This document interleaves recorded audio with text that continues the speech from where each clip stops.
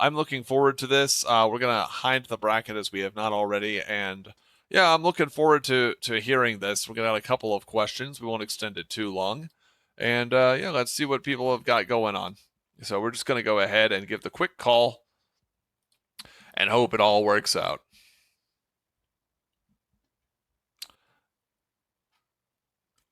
Hey, how's it going? Hello. Feeling great. Now that Mixu has lost, that's the objective. As always, first and foremost, never to win, but to make Mixu lose. Okay. Okay. And Cobblestone, of course. Exception is Boss. I love Boss. It's the only good guy in their team. He gets a pass. No, okay. So what do you want to know? Yeah, so got a question for you. So first off, your team won. You haven't talked with the rest of them. I know people are busy. Do you have any idea as to what unit or hero you want to skin for? You get to pick any one. Someone wanted that Lorimbo cat skin because there is a famous picture of me with cat ears in the internet, but we're still deciding on that. Okay. I don't think the Lorimbo cat skin is gonna be the play there. Unless you want my ugly bearded face on top of your cat. I will put it this way. Your team has to decide as a majority. If the majority of your team decides that they want Lorimbo cat to just be permanently I'm the only one with the photo. So they cannot provide. There we go. Okay, fair enough. All right. Second thing. So there were people who were more experienced with the mod going forward, and you just seem to have a completely, you and frankly all of the Stormgate, StarCraft 2, like that side of players had an entirely different perspective on what units are good, what is good, what heroes are powerful. Why is that? What did they mess up? Yeah, that's the tone of this interview. Why are you awesome and why did everyone else lose? Right? No.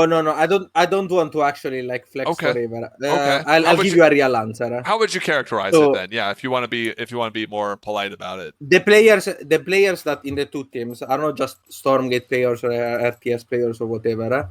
We are players that have played a lot of games and have been to the top in tens of different games. The first thing we do, no matter what the game is we find the most abusive bullshit broken strat we can. Okay. This is always every single game. It was the games with Stormgate where we figured out how to tower rush day one. It was is the case with StarCraft where I'm the highest rated Zed Chaser in the world. Dedicated Zed Chaser. It's the same with Captain Alex is a cannon rusher. Lily's also a Zed Chaser. Boss was really good at Terran, and when we played Stormgate, he also had a whole bunch of creative stuff. Mix is just insanely talented at everything he plays. Cobblestone is Cobblestone. I'm not gonna say anything. No, I'm kidding. Cobblestone is very good supportive. He can do his job well. You just stick him there, and he's gonna do his job. He's a very consistent player. I think there is no win condition major. No, I was saying. So I think it's just basically habit, right? Our as kind of semi-professional gamers, what we do is that we find new games, we break them, and we try to farm as much money for our student existence. So we don't feel like we wasted all our life play video games. That's kind of the objective. I can feel that because I don't want to feel like I wasted my life learning how to make mods for games. So, one person at a time, I guess. My question for that is there's a spirited conversation, but it became obvious by watching especially the upper bracket matches and as we're getting towards the end of the tournament. Mages, is it fun? Let's ignore whether or not it's balanced because it seems clearly to not be. What is it enjoyable? Would you like it if it was just nerfed a little bit? Does it need to be gone entirely? What's your perspective? I'll be honest. Yes. Okay, I cannot tell you 100% whether or not it's only fun because it's so broken. But I will say, out of everything in the game, the casting of the abilities and the control of the hero, especially with Mage because it has teleport, was really fun. Now, to be clear, I think Mage is absurdly overpowered. Yes. Okay? Agreed, but, by the way. I'm not dodging that one. I'm going to take that right on the chin. I'm not saying, look, we keep the Mage as is. No. I think the Mage is really overpowered. But I will say, I don't think it's actually as over like it's not so much more overpowered than some other things. Some other things were slept upon, but for example, when Mixu says not broken has broken cooldowns, that's true. The thing that makes the mage the most overpowered is only one interaction, and that's the interaction specifically with buildings. Yes. That's why it's so strong. I don't actually think that in a game where the flame doesn't like do the ticking thing against buildings, the mage is overpowered at all. I think actually, I mean, obviously, it would have to be tested. I don't want to, make too definitive of a statement. Sure. That, let's suppose that the flame doesn't work on the buildings for some reason. Maybe it just doesn't affect buildings. Yes. I'm not even sure if the mage will be like average. Really? Like, I could see it being yes. Okay. Because the thing is, obviously, there is a lot of utility in it. It's a really good DPS, but definitely like no triple mage comp or anything of the sort. Okay. Do you think that same for Nico? I assume, right? The ability of the chains to both damage and align repeatedly and heal when applied to buildings is probably the part that pushes it over the edge. You think? Yes, but I think Nico has more utility in a real game because of the healing. I think it will still be underpowered without, because the Nico utility is way better than the mage, but she doesn't have nearly as much ease of use against buildings, right? So if you remove the buildings, she's like still a bit weak because she doesn't really have any DPS against heroes. Like outside of just generalistic utility, I think two mages and Nico is better in a macro game without cheesing. Yes. Because there is only so much DPS that you really care about. But you just Also, the speed that you get from Pancake to like take engagements or escape engagements is very good because it's AOE and it's healing, right? So you can benefit that's one from more the stacked reason. Mana. That's one more reason, by the way, about the mage, for example. I thought of it during the game itself, but I realized actually that there was a big problem in the triple mage bullshit. If you go triple Otsworn, you get A moved. Yes. You actually like you can't run. They just shackles broken, chase you down, stun you, hit you with the slow, attack again. You keep receiving the damage. Like, Cobblestone says, they have delay. It's impossible to attack into triple mage. Agree, kinda. I think like stuff like very aggressive combos will shaft it. The mana regen is insane. Yeah, it's really good. But the problem is, I feel also like it kinda is an essential part of the kit. Like the mage without the spamming ability is not nearly as powerful, but also not nearly as fun.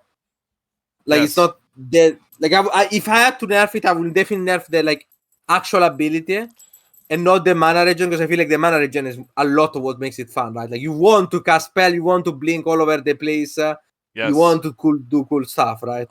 To put that in perspective, the way I'm looking at it is I heard some people say, no, just remove the chain casting of fireballs. But to me, the entire point is that you do an auto attack, you do a fireball, you teleport in, you body block someone, you flame them again.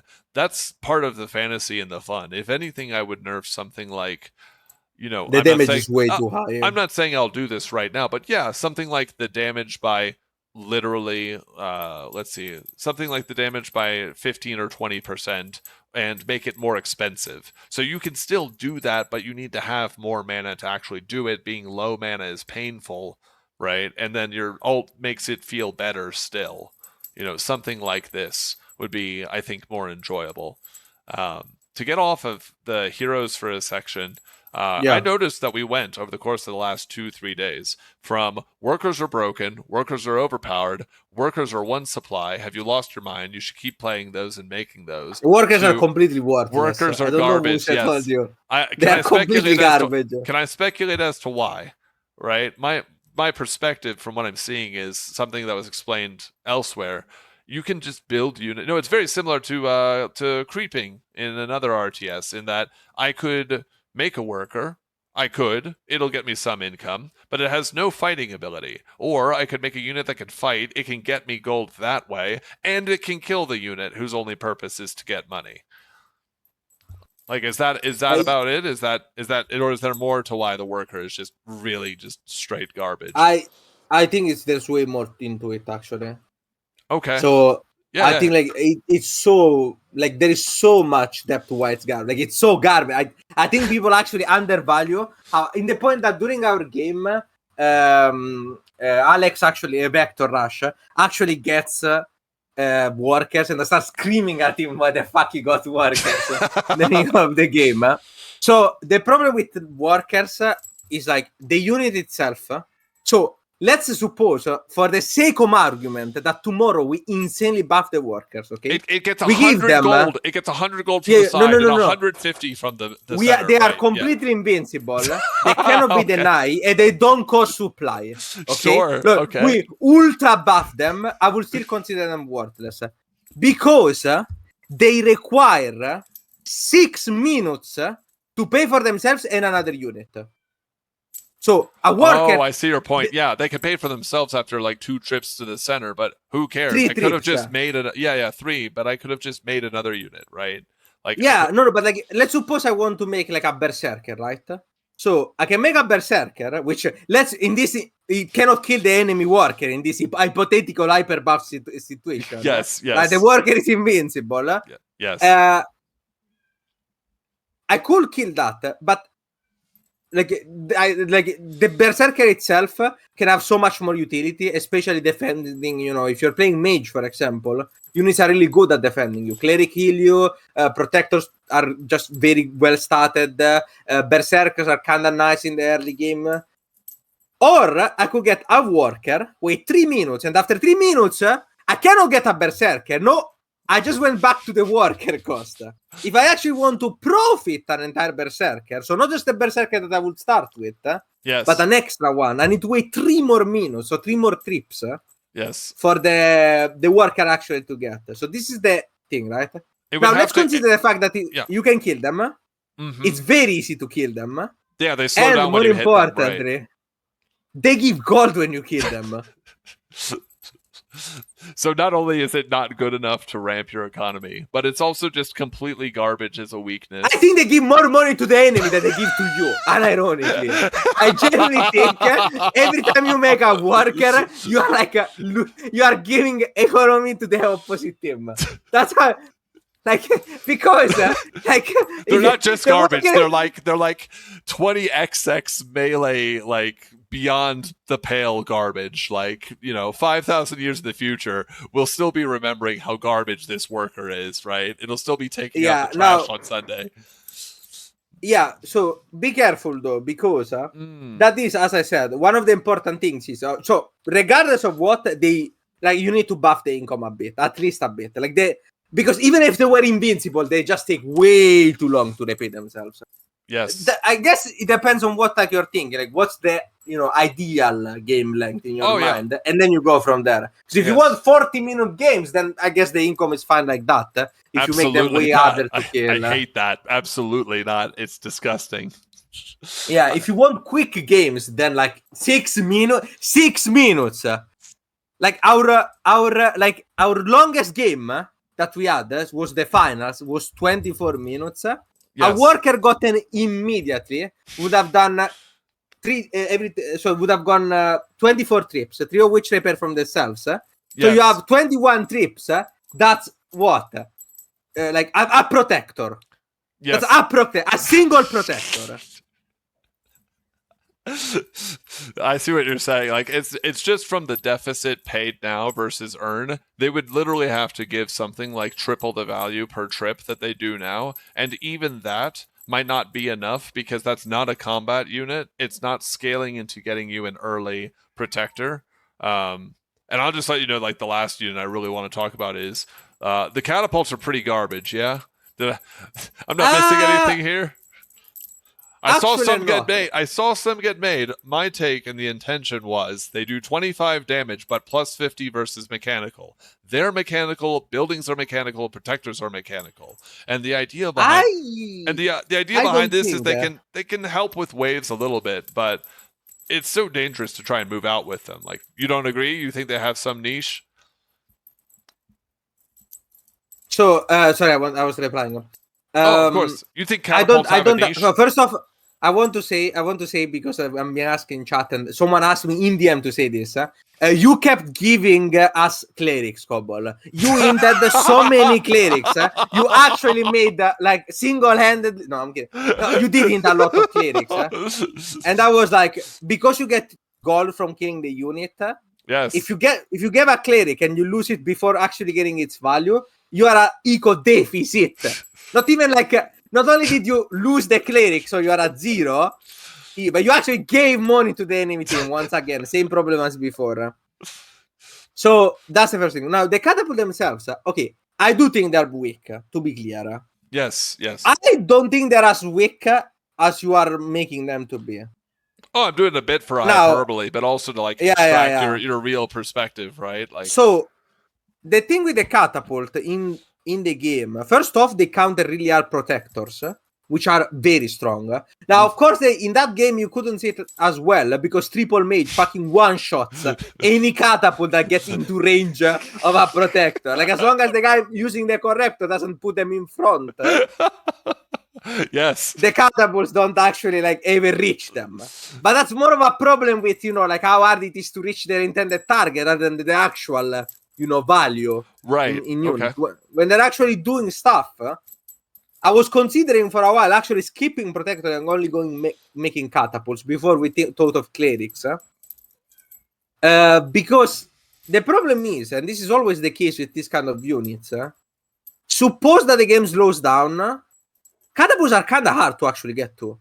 Yes. Like, you can't really... Like, they counter the protector, which is the best way to kind of, have a tank that lets you advance. So if someone is just camping, and you don't have a good way, like a tank of yourself, you don't have, for example, Outswarm or some other way of pushing that side, you kind of get stuck. Like, that gets frozen forever. You can never really push into catapults, right?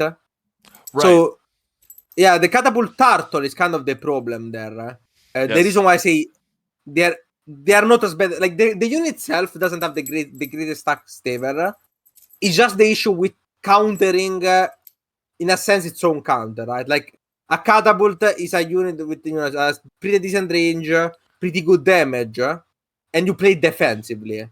So what's the counter to a turtle catapult strategy if you don't have a way to break through or snipe them?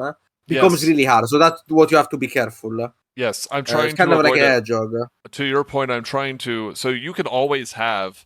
you'll always have a metagame. I'm trying to avoid a Ninja 5511 as well, the co-creator. We're trying to avoid it being a metagame that's not fun. So my example, hypothetical, ultra shit meta would have been to come into this and find out that everyone thought, inexplicably and beyond all my reason, that triple druid catapult was the meta.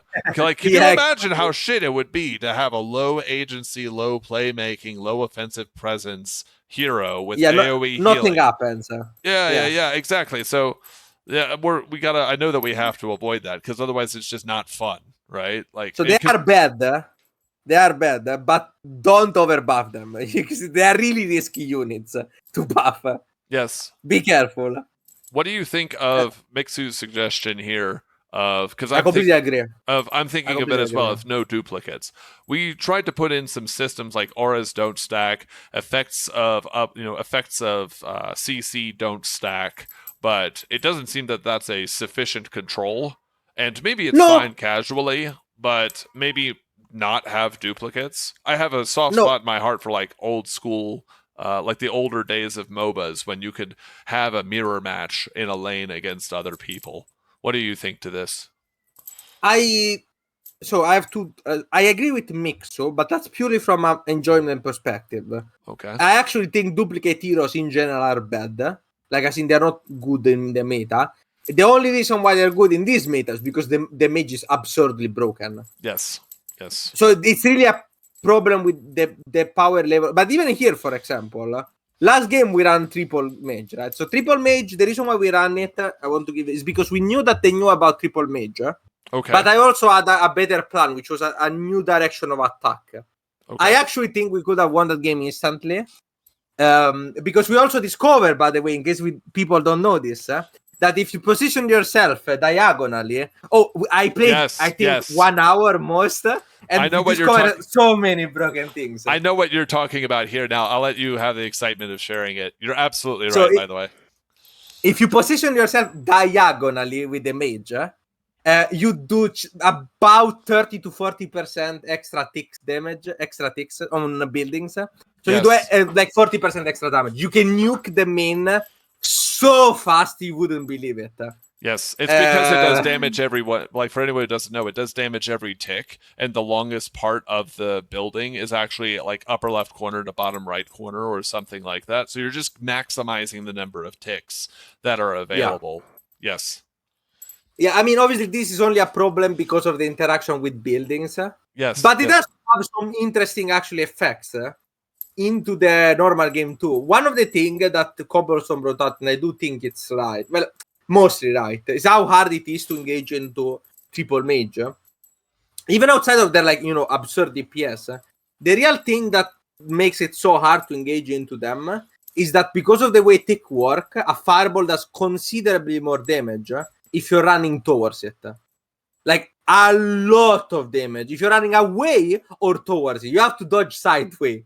Yes. So, you have to practice like your flash in League or something like that, where you can't go straight forward or straight back. You kind of have to bait it and then move in this zigzag pattern. And that just buys time for the other mages behind you to hit their own fireballs. And we saw the challenges that Cobble had in that game because of that exact interaction playing out in real time. I mean, for what it's worth, and I really mean it, I think as far as zero control goes, Cobblestone was playing it really well. Yes, like because we've tested it. Playing against triple mage that all three of them are trying to hit you, and you are trying to engage into them is an actual nightmare. It's impossible. No matter what, you lose half of your health before you're even close to them. So he did a really good job, in my opinion, there. But obviously the DPS is just so high. You said it's insanely overpowered. Like, maybe not to the extent people think, but I agree. It became obvious as even I was seeing the games before the tournament. I was like, oh, so the metagame is Mage and what orients around Mage. I hope that is interesting, given that the Mage can teleport, body block, and has AoE. But it could be a disaster. So yeah, I figured it would be looking like that. Yeah, and to Boss's point, it would be boring if it's just 2 Mage, 1 Nico the next tourney, though. I will stress that we're gonna add. I don't know if we'll have time to add a new hero, but we will definitely have time to add new units separate of balance, because I think people get this misconstrued, and I've heard you talk about this before. People think that balance can solve everything. It cannot. What solves things is design, and balance is just the numbers put on a scale, right? So I think that something like, I think that new units could give some space to allow that to not happen to the same degree, or form other synergies. What do you think to this? Well, I would like a no dupe rule for the tournament. If nothing else, not really because I think dupes are good necessarily in the meta. Depends on the balance, obviously. But because it's just more fun, right? To have like more interesting composition than fucking double mage Nico or triple mage. Yes, yes. Obviously, I'm here because, you know, I like playing games, especially if there are tournaments for money and stuff like that. But there is always an element of enjoyment.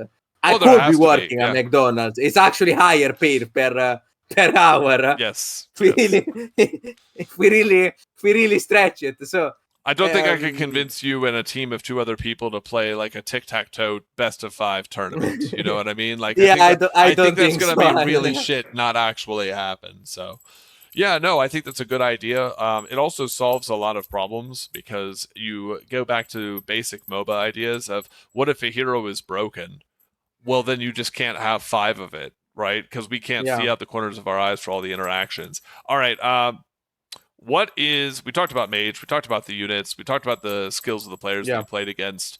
What is, in your mind, is there something that's broken on a design level? Is there something of the design that doesn't match? We talked a lot about balance and whether or not something was fun. Is there something that, you know, the square and the circle just don't mesh together, you think? Yes, I think 2 things I can think of. Yeah, send it. Okay, first is the Cleric, actually.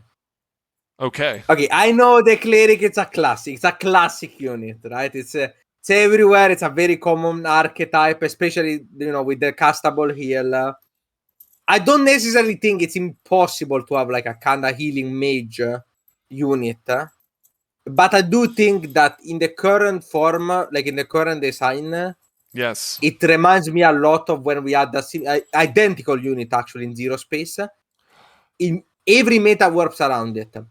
It's a unit that requires a lot of skill, so it's good because it requires a lot of skill. Yes. But in the current design, it's almost impossible to interact with it. They are they can heal each other. Their heal is surprisingly spammable. Mm-hmm. And they can heal them. strong. They can heal themselves too. So you get to the point where even if you jump on the one, I can't tell you how many points in the tournament I saw. Oh, the Oathbroken's going on here. This is going to be about 60 gold just collected for. Oh no, wait, the Cleric's going to heal itself. Yeah. In general, I think that units are very hard to kill in this game. By the way, like if they are being actually used as they're actually being controlled, they're being pulled back, and so on. I think it's very hard to kill anything really. Because everything has more or less. That's another thing. I don't know if this is on purpose or not. Everything has more or less the same speed. That's not necessarily the worst thing ever, but that doesn't match well with the high HP pulls compared to the damage. Yes. And the Cleric, what that essentially means is, and this is very skilled to be fair. Like if you watch the game, you can see just how hard people were microing there. So it's not exactly easy, but it can be done. You should never ever lose units. Yes, your point is that it can be done. There's not hard CC, and while it's not the blobbiest of engines, the fact that units stick together as much as they do means that DPS density is very powerful, because you can't kill the thing that's doing the thing quickly enough, right? Yeah. Okay. Yeah, that tracks. Yeah, that makes a lot of sense. Especially given the conversations I've seen about other games, and I'll leave it at that, right? It just makes sense. Yeah. Yep. So when everything is unkillable, that generally creates, well, or at least potentially so, right? Like in a good skilling. For example, Alex, who was controlling the Cleric, was on top of those fucking Clerics. Oh my god, those Clerics got so much value in that game. It's actually insane how much value we got out of those Clerics, because they just kept healing each other, healing us, and also healing the other units. And that's how we had so many units. We didn't lose them. Yes. And I get your point is that this is the way that the game will naturally progress, especially if I say, okay, that's cool now, we'll keep it the same for the next 2 goes. If everyone, even just in this tournament, let alone outside of it, keeps showing up, and that is the kind of gameplay pattern, then you will end up, I've likened it to what the popular understanding was of like the Overwatch GOATS meta, where nothing dies and everything lives and everything will escape, and you're just kind of waiting for some interaction once every couple of minutes, right? It's not a good viewing experience, and eventually it's not a good playing experience. Yeah, it's not great, I can tell you. Like, it's really not, like, when it's like, oh, I want, especially because, well, I've tested almost every single hero. I have not played personally the Nico. It's the only one I haven't tested because my other 2 players, my other 2 teammates were. Shout out to Lily and Alex, by the way, who are not here because they're both busy. Yes. They tested the heroes that I couldn't, so they tested mainly Nico. There is no good single target snipe ability kind of deal. Like even the Sharpshooter, for example, which is kind of, you would assume. It's kind of the thing so you can, kill a unit. And I really want to kill that Cleric. It's an important unit, it's getting so much value. So I have, some way of killing it. There is no unit in the game that does that, and there is no hero, as far as I could tell at least, that does that. No, you can bum rush it, but they heal itself. So if you don't kill them very quickly, it's impossible. Like Cobblestone was, as he wrote on chat, was like getting on top of our Clerics, but that doesn't matter because they just heal each other. And then he gets blasted by 3 mages. Yes. And even if he didn't get blasted by 3 mages, that wouldn't stop the micro potential of, like, there's 4 clerics. there's only one that's getting attacked. It can heal itself. The other 3 can heal themselves. They can also heal the mage or whatever enemy gets jumped on. And I understand your point exactly, which is that, or I think I understand your point exactly, in as much as this. What do I do to kill an opponent's unit? The only example I can provide is the mage, who we all agree is not overtuned. He's overpowered, right? He's not even really sniping them. He's just sending a concentrated laser beam at someone. That's not the snipe ability, right? That's not like funnily enough, we still couldn't kill sometimes, even with the broken mage. Sometimes, if you actually, once again, if you watch the VOD again, I encourage you, because there's a lot of these small moments. Yes. Sometimes we will fucking jump a single flame guy. I don't remember the name of flamethrower. In 3 mages, and he would still survive with the clearing healing. Yes. 3 mages jumping on top of a single fucking flamethrower should one-shot it. In a paladin game, let alone in the overpowered mage game.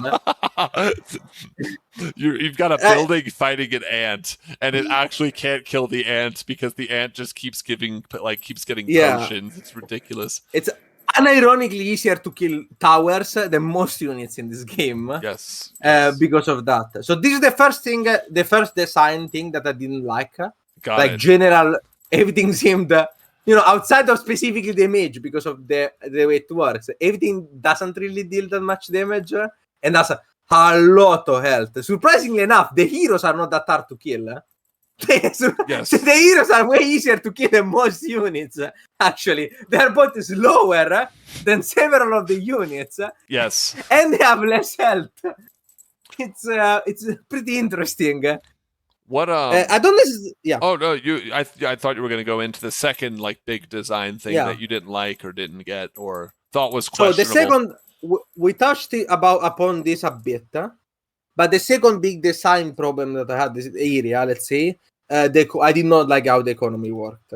So I know some of it is the limitation of the engine, right? It's like the player 1, player 4. I don't have a problem with that because there is no way around it, right? If the engine doesn't allow for it, it doesn't allow for it. If one day you manage to fix it, if you find some very smart way, that would be great. But because it's very weird. The reason why I don't like it, first, it's very weird that one player kind of, other than the roles, what hero are you playing, what position are you playing, you have a kind of captain that gets more or less gold depending on how you're playing, and what hero do we put there. It could be interesting, I guess, giving more advantage to one player. But if you maybe in a range team is not that bad, but in a casual team where the player 1 is some absolute dog shit player you have never met before, and he's just inting your game 24/7, you're like, why the fuck is this guy getting all of my money? Yes. No, I agree. I want that to change as well. And also obviously the workers, the last hitting, it's all a bit iffy. So the last thing I think is fine with. I hate denial. It's because I'm a LoL player, not a Dota player. Mm-hmm. I know it's. I think it's up to preference. Honestly, I don't think it's bad design. It's just that I'm used to the LoL model more than the Dota model. It feels wrong to say go kill your own thing and then they don't get something, right? Yes, but more importantly, actually, now you remind me, it's almost impossible to do. Especially if you're playing mage. Most heroes don't do damage to your own. If you're a mage, how do you deny, for example? Let's suppose you have a normal meta game and we are playing, a normal lane. It's me against Cobblestone. Right. I'm playing mage because I like DPS or whatever. How do I deny? Because my auto attack does 20 damage. I thought you were asking how do I do it, as in literally no, please, I can't figure it out. And now that I know that the mage is doing, I think his base damage is 22 damage every 2 seconds for at level 1 or something, which is incredibly dog shit, by the way, in terms of auto attacks for this thing. I mean, I forget. I used to know by following people like Riot August, what the percentages were that they worked with for level 1 scaling for AD carries in League to figure out, like, okay, you can't have the attack value be below this because otherwise then it's not an AD carry and they have to burn mana to do this, and then that leads to unstable and unenjoyable lane states, right? Yeah, especially because the attack speed is like incredibly low. So it's irrelevant. Like nobody's using the Mage because of its powerful auto attack or anything of the sort. Right. For you, it's either more like do one or both, right? If there is denial in the game, then make more of the abilities able to affect my own units. If my abilities can't, for whatever reason, engine limitation, your own preference and design, etc. Yeah. If they can't affect my own units, then don't let denying exist in the game, because this half-half measure is not satisfactory. Okay. Yeah, because several times during the games we are trying to deny. This also goes for but I don't know if you can do this in Dota. Can you really deny heroes in Dota? I have no idea. I haven't tried. You can in this one. Idea. You can in this one. Like just kill your own team's hero feels pretty weird, right? Oh, you're about to die. I think it's mostly problematic, especially because there is no recall. Yes. So you cannot, like, if you are low health, it's such a big problem. Actually, I don't. On one hand, I don't mind it. I don't mind it if it were not for the Cleric. I wouldn't mind if it were not for the, because if there was no Cleric, that could be interesting, right? So you have to build your compositions. So no matter what, you have some kind of like at least low passive healing in your heroes, right? Because otherwise, it takes forever to come back to the fountain. Like, specifically the Clerics, specifically the Clerics as they're currently designed, where it's an instant cast, immediately get that much healing for that much mana, right? Yeah. Okay.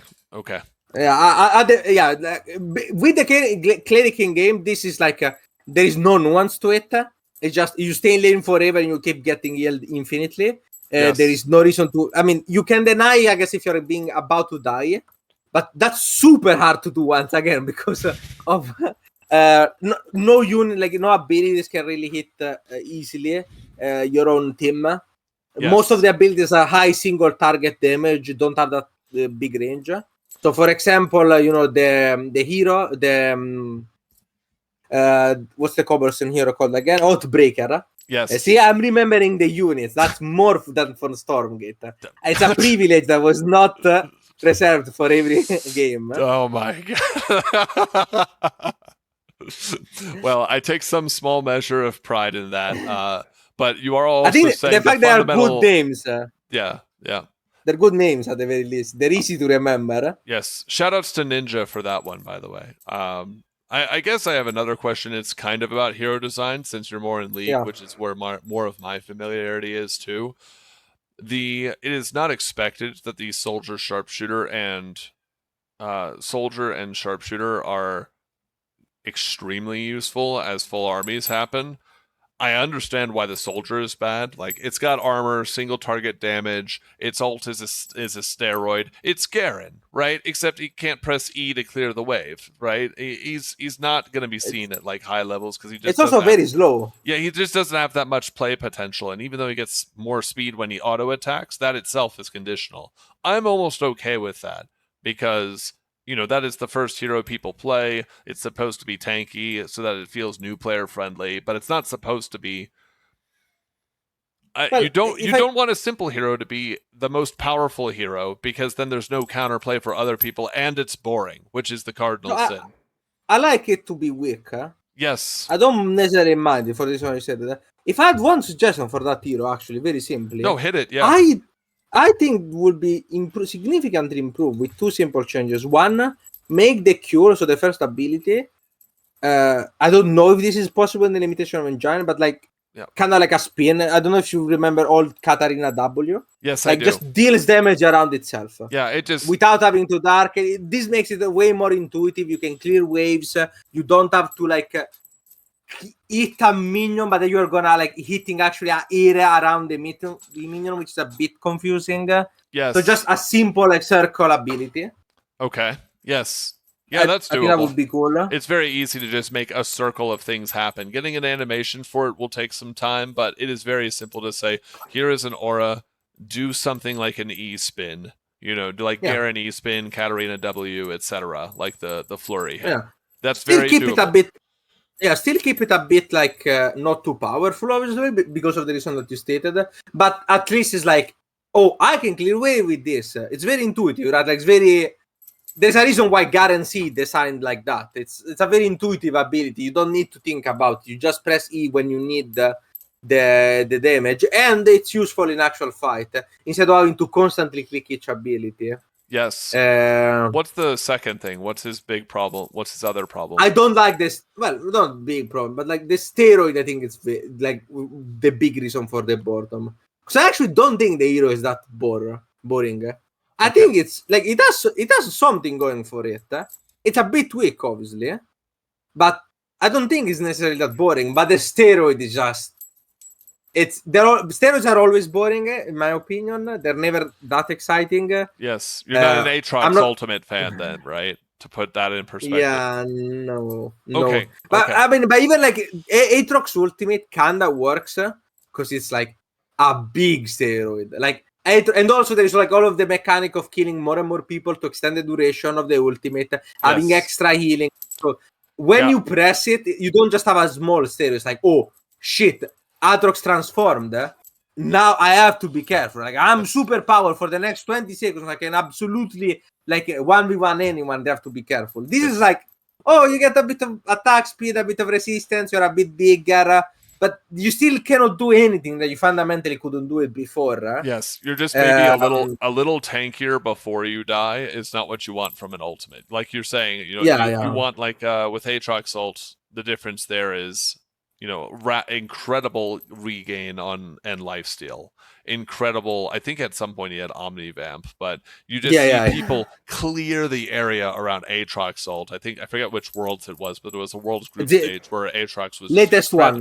Aatrox was incredibly broken, and anytime it pressed ult, you just saw the teams actually make a circle around it as if they wanted nothing more than to disappear off the map around the damn Aatrox.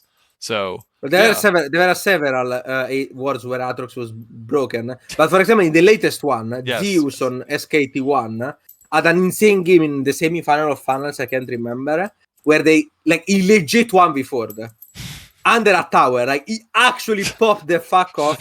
He popped ultimate and completely outplayed the enemy team 1v4. Stomp 1v4 and won the game immediately after. Like STK closed the game on that fight, and that felt amazing. Like it's considered the greatest moment of the tournament.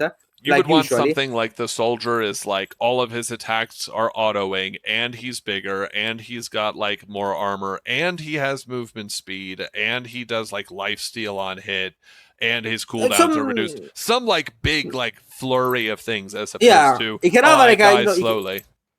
It can have like a bigger impact, for example, or you can even have like some downside, right? So, I do a lot more damage and I go faster, but like you lose armor. That's an interesting idea. Like a berserker kind of. Now I'm going berserker. My damage is double, but I lose all of the armor, including the passive. So you can't have this game, but it doesn't have to like do everything. But it has to be like at least. For my personal preference, it will be better to be cool in power. You see, you pop it, and then it really matters when you pop it. It's like, oh, great, it's 2 more fireballs. What of tanking? Yes. I mean that, and you're saying that separately of the number of fireballs, right? It's just the idea is, I get the point is that it doesn't feel impactful. It feels like, oh, I guess I have this ability that I should have always had, as opposed to this is an ultimate. I will ask. I will ask this as guidance. I am not one who really likes stutter stepping. I did play Terran, but I don't actually like the mechanics of stutter stepping in the sense that I know intuitively what it's supposed to feel like when you're an incredibly fed ADC, right? That kind of feeling. I know that what's wrong with the Sharpshooter is not damage, right? You could increase the damage of Sharpshooter and it wouldn't actually make it feel better. What feels wrong about it from you or your team? Okay, I tested Sharpshooter quite extensively, actually, exactly because as an RTS player, my mind is immediately drawn to a highly mobile kite unit that you can kite with, right? Like a marine sort of unit. Yes. So I identified 3 main problems. one of them, I don't think you can do anything about it. So the first one is, I'm sorry, bro, the game lags. I don't know if it's the FPS, I don't know if it's the ping, I can't tell what the fuck is going on. Yes. But especially, I think it's the server, because when we were playing against Cobblestones and the other guys were also based in Europe, yes, we were not having as much lag. I don't know the other teams where they're from, but some of those games I had... I'll let you know I'm west coast of the United States. Like, not exactly west, but that's close enough, right? So that explains that. When there were games where I had seconds long screen freezes. Like, I couldn't play. Like, the game just freezes.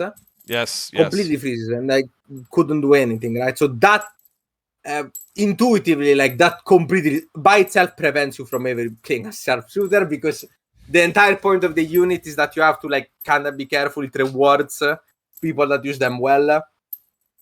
And it has to be that way. That's the whole point. If you make it that strong that you can kind of move it and it's worth it, then it completely loses the flair that it has. So this one, I don't think you can do anything against it. The second one, I don't think it's fast enough, actually.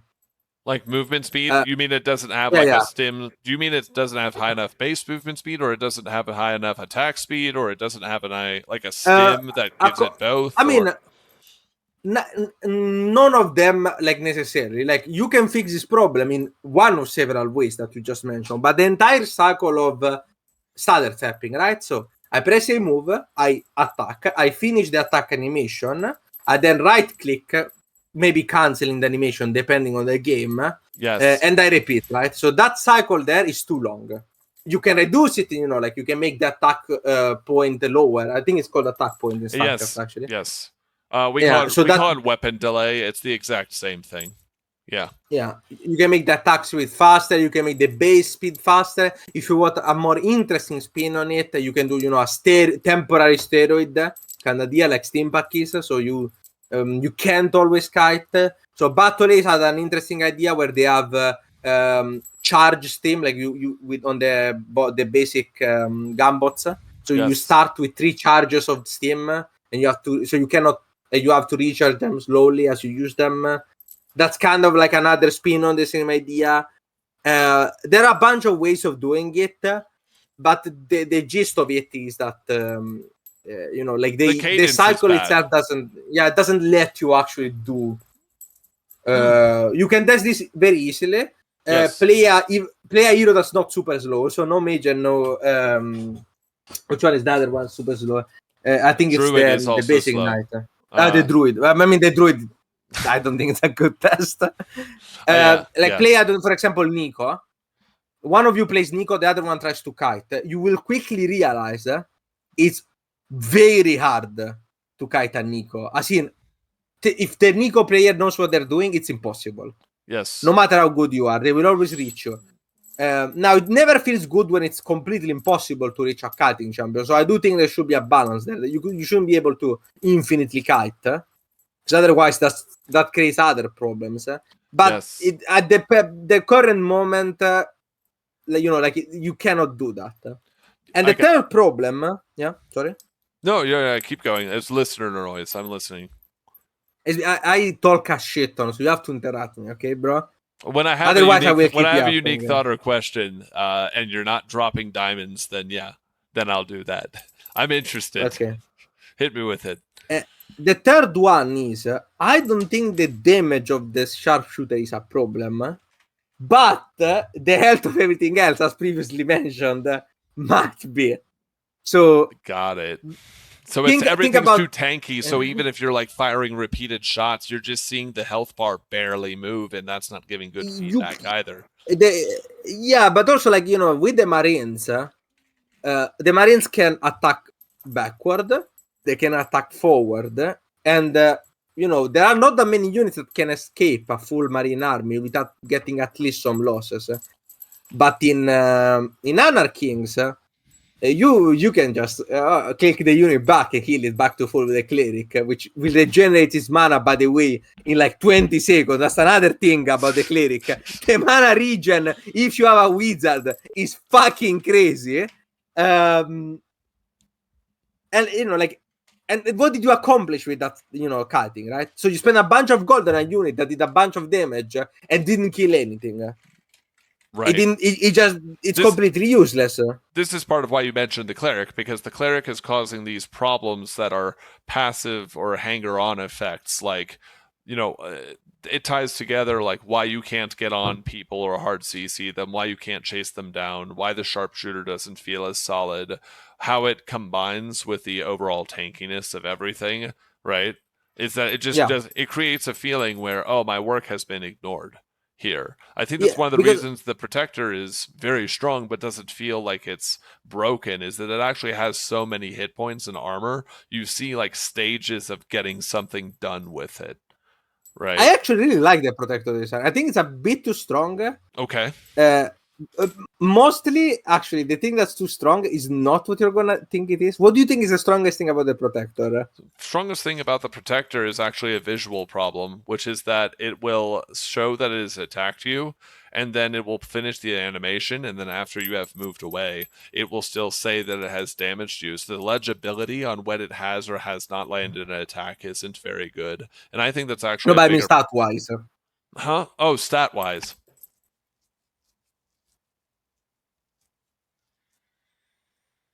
What do you think?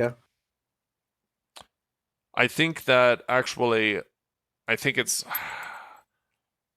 Is it the damage? It's either you can choose. I'm actually thinking that it's actually the hit points, because it is such an effective conduit for healing, right? There's no over healing. No, you cannot heal it. You cannot heal it. It's mechanical. Well, you can. It's the one unit. The stuff. Yeah, well, you can with the druid. Yeah, okay, but the healing interaction is mostly problematic with it is the Cleric. damage, because one, it does enough that it goes through the 100 armor of the Nexus or something like by default, and then two, it is extremely oppressively good against waves, who, even if they manage to, it's going to take a long time for them to chunk the armor down, and then their reward as they're trying to do that is that actually they're just multiply hitting, like getting hit. I think it does 120 damage, right? And this can create really poor feelings for characters or heroes like the Sharpshooter, for characters like a pre-ultimate Nico, for all of the melees, right? They don't have an interesting counter option into it. They just kind of eat shit at melee for 120, and they kind of have to depend on other units to shred the armor. So I think actually it's just that. I agree. I would have said the damage, but I'll give you a bonus. You can choose, as in, the damage is problematic specifically in this interaction with the speed. That thing is way faster than you would think. You can take 3 protectors, right-click them, one of each, on each of the enemy heroes, and your enemy has to not only dodge your fireballs, but also the fucking protector chasing them down and two-shotting them if they stop kiting. Oh, so the speed is too high relative to... It's not that it's faster than these other heroes. We're not talking about it under Pancakes. We're saying it's too fast because I can't attack, turn around, attack, turn around, attack, turn around to take advantage of the fact that you're this enormous ball of stats. Yeah, basically the stats of basically it's all of the stats are good, and it's way too complete of a unit, right? So you can, like, depending on what you nerf I wanted to do, you can choose different approaches. I would probably nerf the speed, because I like the idea of it doing a lot of damage as long as it's low, so you cannot right click it on top of stuff and then it just... Good luck, because it's so tanky, you cannot get rid of it. Like, it's not just a high damage, low health unit where it's like, well, yeah, sure, if my opponent doesn't notice it, they die quickly. But there is a lot of counterplay by killing, dodging. This is just a thing that you right click and you make your opponent's life a living hell. Yes, they have to play a mini game getting chased by this giant monstrosity that doesn't die until 1 minute, and if they ever fuck up, they get punished super hard. And also the space it buys is enormous, and eventually it pushes you into a tower where you have to stand and fight, because if you don't, it'll push you into even more free space that it I'm tracking. And then you can also right-click the Nexus, as you previously stated, with the damage. I think right-clicking the Nexus is not actually a problem. That only worked in our game because our opponent did not scout what we were doing, and also did not have any vision top. So we really got in at the perfect moment. But it is a bit too fast still in doing that. Like, you really shouldn't be able to just move a bunch of this giant thing across the map in that low a time and right-click the enemy Nexus without your opponent being able. And by the way, even outside of the Nexus cheese problems, right? This is a problem regardless, right? Because we had kill towers in that game. Yes. We had kills the towers. So it would still be problematic, even if you do something like the Nexus invincible until you kill enough towers or something like that. This will still be in the game.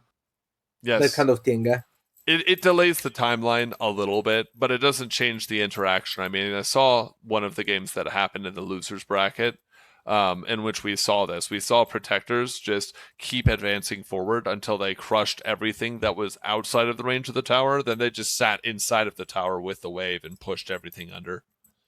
Yeah, exactly. What? So if you really think about... Sorry? I guess the next go then is, unless you had final thoughts on the protector. No, I wanted to say, about the protector still. Because, the protector is actually a very interesting...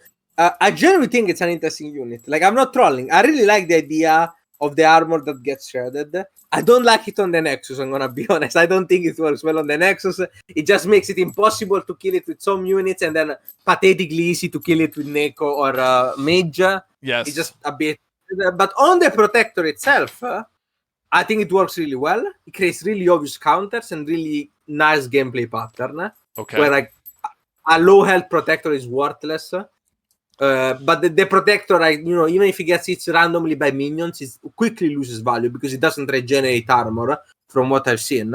It so does, that part but I like. It takes like 60 or 75 seconds for each shredded armor to come back. So the functional gameplay impact of this, like waves come every 30 seconds. So if it loses all of its armor, it's just kind of sitting out for the next wave or two if you want to get that passive back, like that benefit of that armor. Yeah, so my final thought on it is that I really like that design. And I mean, I'm just providing suggestions, obviously. Yeah, I will be interested in seeing it as more of a this is a breakthrough unit, right? So this is a kind of slow unit, quite a lot of health, maybe not that much damage, but area damage or extra damage to mechanical, just for the tower. Oh, I see. Yes. Something like that. But you make it way slower, obviously. And you reduce the single target damage a lot. So this, feels a niche that's more obvious, where it's not like, oh, I'm clicking your Nexus, and it's not like, oh, this thing is like can to hit your heroes. It's like, this is a slow tank. You get 1, 2, you put them in front of your army. They have obvious counters, but your opponent has to reply with something specific. They can't just half-ass it. That would be like the direction. Something like the battering ram units in Tooth and Tail or the Age of Empires series, right? Where if you're hoping... Kind of that idea, yeah. Okay. Not necessarily just against buildings, because I think, those games can afford those because they have a lot of units. There are not that many units in AnarKings. So we can make a unit... I would want it to do something. I would want it to do something more like it has base 50 damage and then does 150 or 200 bonus specifically versus mechanical, but has lower speed but more hit points, right? Yeah, so it's gonna get there. It's got like 250 more hit points. It's gonna take a while for it to get. Healing the base also shreds its armor. Writing that down, by the way, Mixu. Thank you, Matchley. Healing base shreds armor. Okay, so I guess the last thing I would go with here is we have the existing heroes. We talked about some ways to change them and the relative value of those heroes and those units. And, some being worthless and some being quite good, but needing some attunement or changes, and obviously a few being overpowered. Separate of that, what would you want in... This is not your prize for having won. I'm not taking you at your value for this. This is just... whatever comes to mind. What role of a hero is missing? Right? I have some ideas, but I'm curious as to what you felt was missing the most. Can you give me 15 seconds to think about it? Yeah, of course.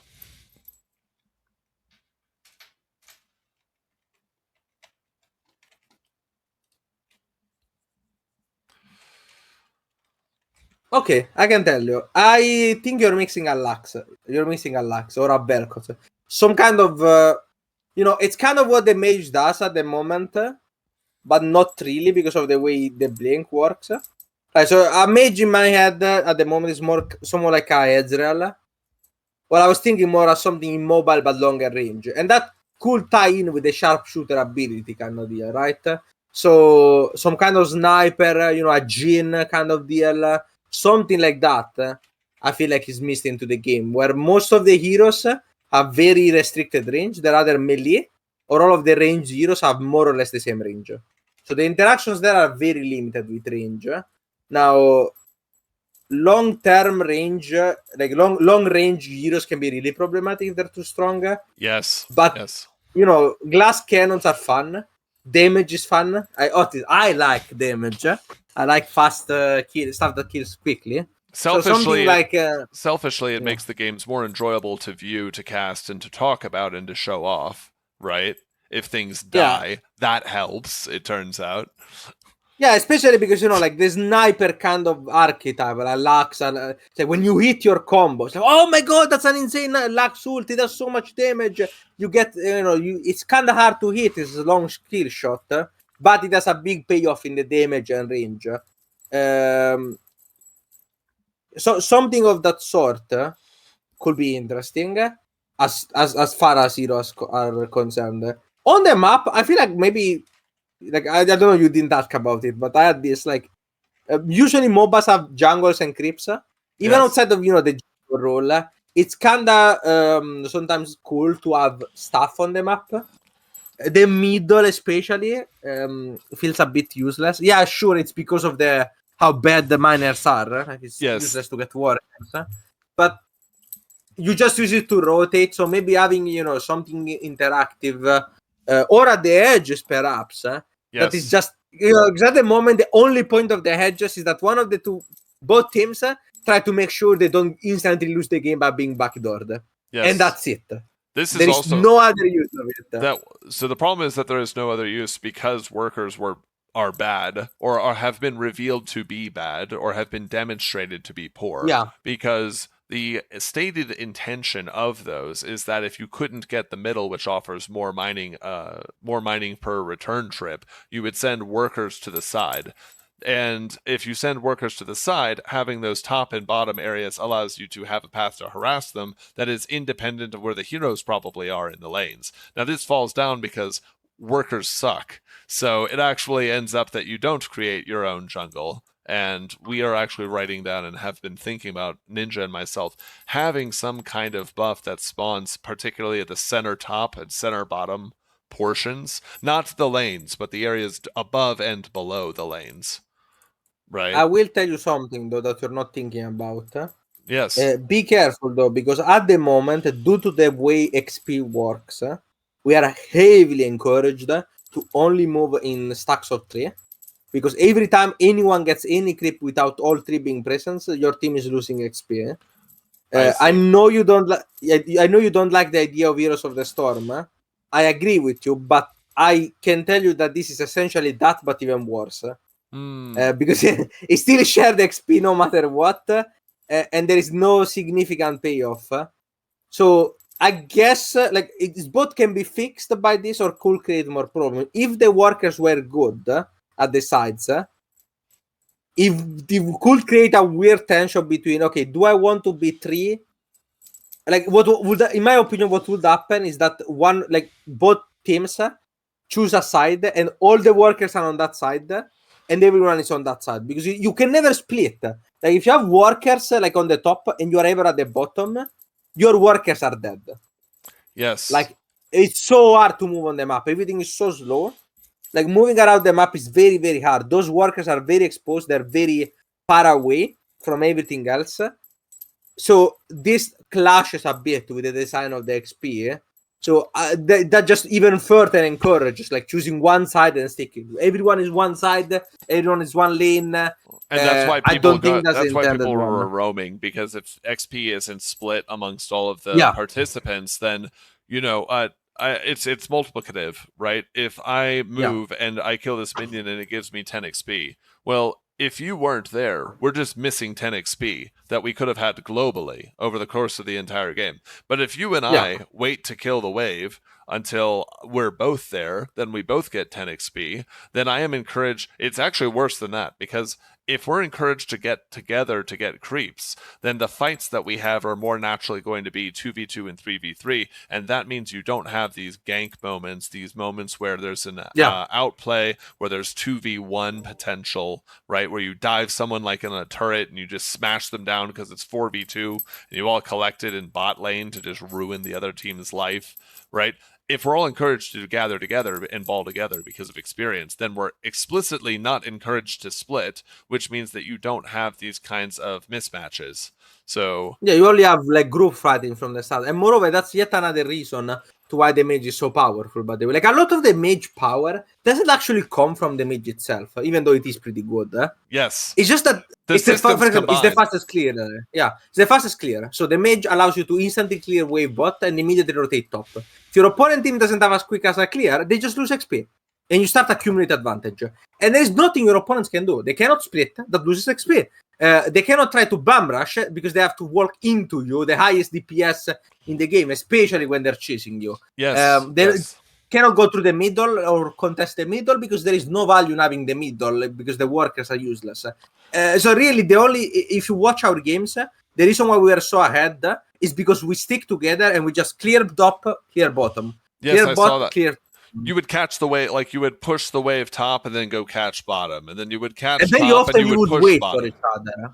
We would wait, like we were constantly waiting for each other. In especially in the last game. Once again, I encourage people that are interested in this or are very passionate about games like me or Itano.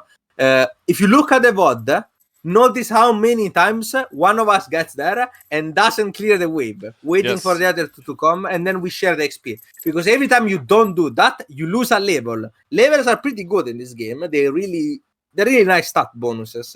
Yes. 0.1 movement speed per level is the biggest reason you want them, but sometimes you get armor, you get damage, you get health. Your abilities don't scale, but these stats are relevant. Well, the movement speed, crucially, right? Because once again, this becomes exponential. If you are faster, you can do faster rotation, you can get even more XP. Your opponent team falls down, like below and below and below, falls behind more and more. And this combines, because as the winning player, right, like with the one that has map control and more XP and so on, this also allows you to do stuff like we did in the last game.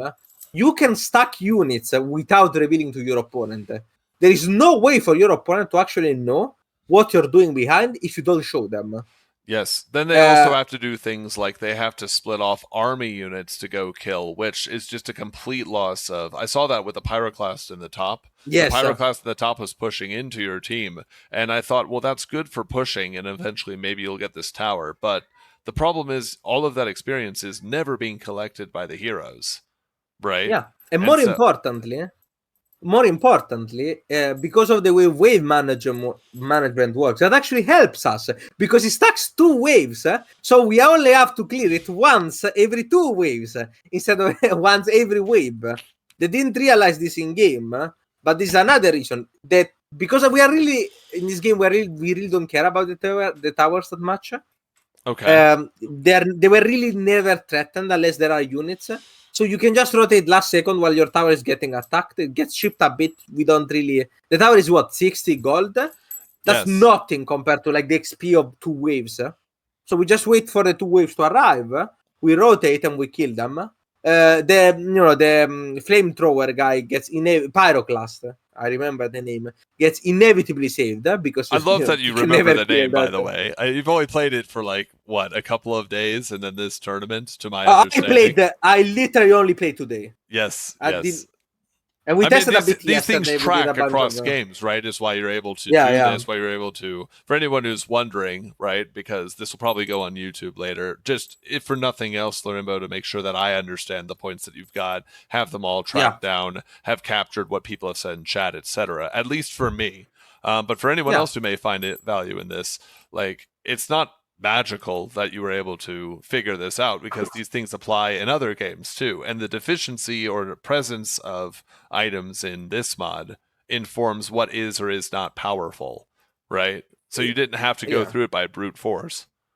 No, it's just I played LoL for 10 years, 15 actually at this point. I played StarCraft. I'm a top StarCraft player in the world. These things are just generally true about games. I also I'm a game theorist in real life. I do mathematics. So my specialization is number theory and game theory. So it's also like a thing that I usually calculate tracking. It's just, but you don't have any of these things. Like most pro players or like semi-pro players, people like Mixu. Mixu is fucking insane, by the way. Like people don't understand how fucking insane he is. If you think I'm insane, Mixu can play a game for 5 seconds and will break the game instantly, be a top player. It's actually crazy. Yes. Like it's just the more you play, the more these things become obvious. So yeah, like you just start like you go through the list basically. I've seen this a million times before. The moment I realized that the XP is not shared, I just thought of like Heroes of the Storm at some patch or League of Legends at some patches like that where you would 5-stack the team, especially in the first season, which I did play. Season 1 and beta season had this problem where you could like put 3 people at top because the XP wasn't properly shared. Or stuff like the Smite metas, once again, same problem where the XP was too abundant and not properly shared. So very often you will see these like recurring patterns. And that's why we're rotating. But I will say, to his credit, the thing about XP particularly, Captain Alex was the one that realized it the earliest. I noticed how broken it was later on. Like I forced them to go in 3. But Captain Alex is the one that actually noticed that was happening. That was a big deal, and I want to give credits where credits due. Of course. And Captain is also the one that tested the mage first and told me the damage is crazy. He's not the one that discovered how to win a game in less than 2 minutes. That one I did myself, but he's the one that was like, you should check out the mage. Seems pretty good. Yes. No, I mean, it is really good, and I'm glad that these things were discovered or brought to attention or found. I can't guarantee that all of these will be closed up or addressed, but I think that's everything from my end, unless you had something else that you wanted to bring up. I was going to see if we can. I mostly agree with the Mixu's points in the chat, but though, like, stronger waves, stuff like that is pretty useful. Oh, yeah. I actually wanted to do a compliment. Okay. Outside of the lag, which is terrible, it's really bad, man. Okay, it's bad. The lag is bad. I was screaming in frustration during some of these games. Outside of the lag, the game is surprisingly fun for how simple it is. Some of the things are pretty cool. Like, they work well. I like the heroes' designs a lot. Most of them, they felt pretty interesting. The druid is, I don't know. I don't want to see a meta in which the druid is powerful. So yes, because it's actually like just kind of boring, frankly. But it's like, but I that's also why I remember. Like the units felt unique. I like the Pyroclast. The Pyroclast is also very strong, by the way. I didn't talk about it. Don't sleep on it. It's pretty good. It just got overshadowed by the Protector because it's just how absurdly strong it is. But the Pyroclast in there, like, without some of the other things that are a bit too powerful, becomes like a top tier unit, and it's also very tanky. Oh, it could be game warping, absolutely. It has like 500 hit points and above average HP regeneration rate on an AoE unit that just shreds and self-stacks to mess up waves. Yeah, it could absolutely be a problem. But I found it charming. I actually liked a lot of the design. I thought the mage was really fun. Please keep the teleport in. I don't think it's overpowered. It's actually very short range. No, I like the teleport. It was actually buffed recently. I know that's going to sound crazy because everyone who watches this, VOD-wise or I keep or whatever happens, right, is going to say, Mage was crazy and there were 4 of them in the last game of the event. What do you have to say for yourself? And I will stand up and say, we buffed teleport because it felt too short range, and we something like added 1 range to the teleport and doubled its mana cost. And I saw a lot of cool plays. Completely fine. I don't think it needs to be nerfed at all. Yeah, it's very good. It's very skill expressive. There's a lot of cool shit that you can do with it. I don't think that's like the problematic part of the mage at all. No, keep it in. Please don't nerf it because it's one of the fun things. It's one very fun factor. Right? People like moving around. I really liked Nico too. The only hero I didn't actually play, but I got a breakdown of what he does, and I thought it was unique. It's kind of cool, honestly. I thought it was gonna be, like very annoying, but it actually felt pretty fair. Yes, it wasn't busted, but it provided nice utility. It was actually well designed. We have nerfed Nico, by the way, every patch for the last month preceding this. because I mean, I can see why. Well, because the combination of, and I'm sure this will seem obvious to you, but the combination of DPS and utility on a mode shift is crazy. It's absolutely insane because it just means it scales ridiculously with players' skill and decision-making power, right? So I mean, that's why we're running it every game except the one that we in triple mage. It's no, Titano thought the mage was weak. Oh no! Oh no! Listen, this is why I'm not going to dodge it. I'm just going to say, yeah. I'm actually going to say I'm going to eat the humble pie on that one, right? It's really bastard, man. Oh, it's I know. Really I can good. see now. I am completely disabused of that motion, by the way. I don't think I could conceive of it as weak. Also because, you sometimes have to, I don't know about you, but I have to step outside myself, watch games of other people, watch replays, like think about things independently of me being in the action doing the thing, right? So frankly, the mages I was playing as or playing against, I was not seeing in a constructed team environment why, all the reasons you've outlined, why this is completely broken.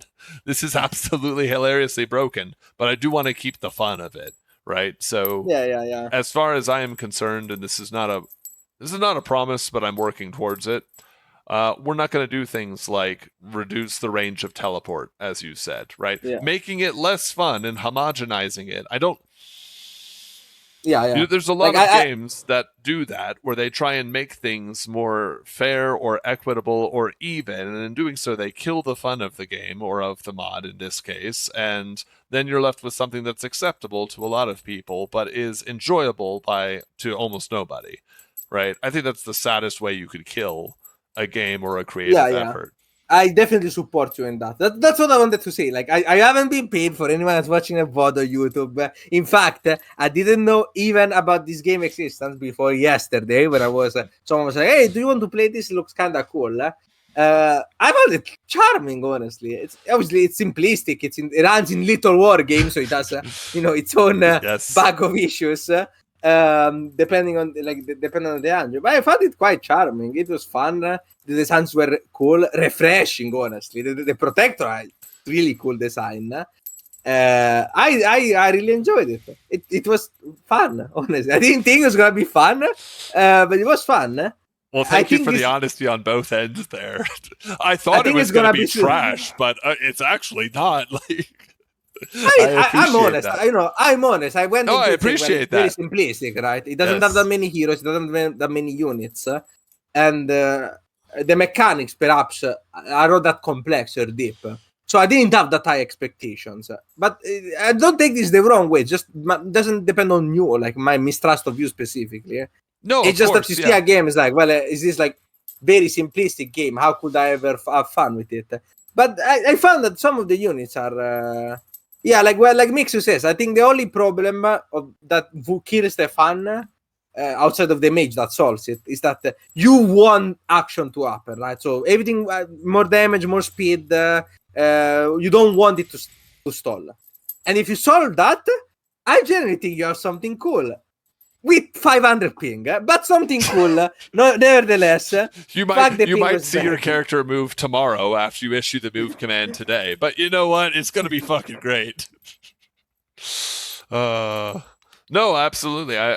Thank you so much. I appreciate it. In truth, I started off the conversation aggressively because I wanted to get your real thoughts out there. But I'm really happy to hear this. I really appreciate the time that you and everyone who is in Little War Game and beyond Little War Game, coming in from outside, basically took the chance to give a mod a try, right? I'm sure some amount of it is for reasons that we can settle later for prize distribution, but I'm being honest, right? Let's be honest. But but as I said before, could you pay me to play a tic-tac-toe tournament? No, you couldn't, right? You would just say, yeah, this isn't happening again. So our hope I said here 5 hours for what I think is going to amount to as the first prize.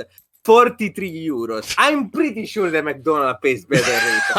I would not have given your game a chance if I didn't think it didn't sound in theory at least somewhat interesting. Yes. Well, thank you so much for that. We're going to be, like I said, we're going to be hosting these at a minimum. So because someone asked in other Discords and other places, we're going to be hosting this at a minimum of $250 every 2 weeks until the first week of August.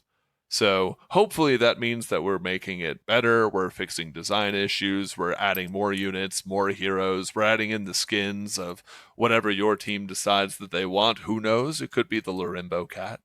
But I really appreciate your time and everyone's collective time in participating for this. I consider it.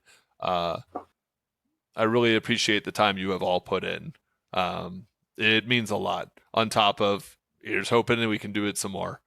So yeah. I don't know if there is any way for, like, as I said before, and I'm not. I know I've hammered this point a million times, but it generally is like the thing. Like the server thing is bad. Yes. Like I don't know if there is some way to host like a middle server, perhaps not in the west coast of America. Maybe I generally have no clue about these things. I'm not a technical person in that. Yes. But like the game freezing on browser is pretty bad, right? Causes some complications and frustrations that'll be naturally extant, especially when it is a tournament, right? So but it's just like it's one of those things where it's like in RTSs and MOBAs, I think, and I said this even with Stormgate had this problem. Zero Space had this problem with the server. Fluidity is like the number one thing. The game can be complete shit from a design perspective, and still play somewhat nice, and more people will enjoy it than a greatly designed games where everyone is like moving at 2 FPS, because that just is not enjoyable for anyone. That's like the big problem. So I know I hammered this a million times, but I wanted you to be aware that I consider this to be so overwhelmingly more important than any of the design problems that we talk about. And I know you cannot do that much about it. Well, I just wanted you to know that. We'll see, because something that you might, since we're peeking back the veil and talking about Little Wargame itself, is actually owned by the community. So that is something that I can reach out about. I won't promise anything here. I don't know. Right. I'm actually curious about testing, because I tested it last time, Little War Game itself, I mean. And it was too simplistic and I was bored. I didn't even try it too much. Like I played very little. But if this, a mod of Little War Game running on browser could hold my interest enough, perhaps there is something to the bigger things. You might see me in the ladder at some point in the future, especially because there is another tournament without any money, just glory, that wants me to play some Little War game. So since it's a community project, okay, all right.